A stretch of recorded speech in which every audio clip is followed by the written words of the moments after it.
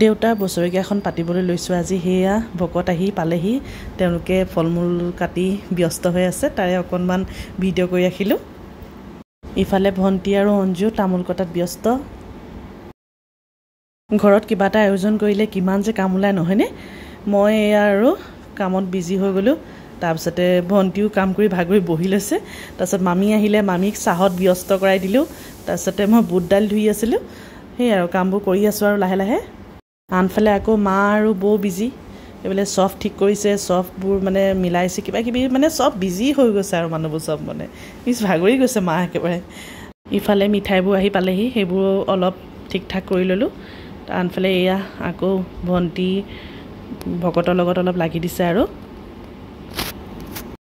ভকতসকলেও এয়া বহি আছে আৰু প্ৰসাদ কাটি শেষ হ'ল আৰু এতিয়া নাম ল'ব লাহেকৈ। এয়া ভকতসকলে নাম লৈছে।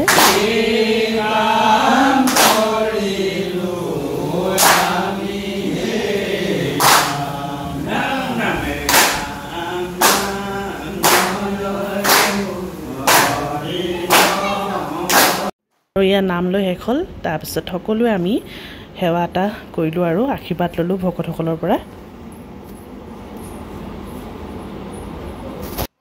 নাম লৈ শেষ হ'ল আৰু এতিয়া প্ৰসাদ ঠিক কৰি আছে আৰু ইফালে ভকতসকলেও সেয়া প্ৰসাদখিনি ঠিক কৰি আছে। ইফালে ৰাং ঢালি ৰাম পূৰা ভকতৰ লগত বহি লৈছে। সেয়া চব তাই কথা শেষেই নহয়। আৰু শেষত এয়া ভাতৰ আয়োজন কৰিছিলোঁ আমি, ভাত খাবলৈ চবেই ঠিক কৰিছোঁ।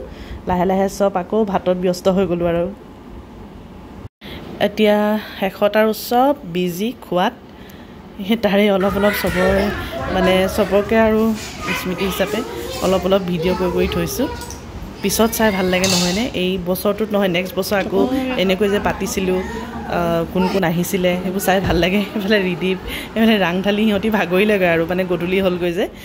আৰু একেবাৰে লাষ্টত আৰু চাহৰ হ'লগৈ, মানে ভাত খায়ো লাষ্টত ঘৰৰ মানুহখিনিয়ে চাহ খালোঁ। যোনে মন যায় বহুত ঠাণ্ডা উলিয়াইছে বৌয়ে, বেটিও সেই ঠাণ্ডা খাইছে, মানে যাৰ যি মন যায় আৰু। শেষতে চবেই ঘৰৰ মানুহে মানে লগ খাই কথা পাতি সকামখন ধুনীয়াকৈ আৰু শেষ কৰিলোঁ আৰু আমি। বৰ ভাল লাগিলে জানেনে, ভাগৰো লগা নাই মানে, ইমানেই মানে ভাল লাগিলে।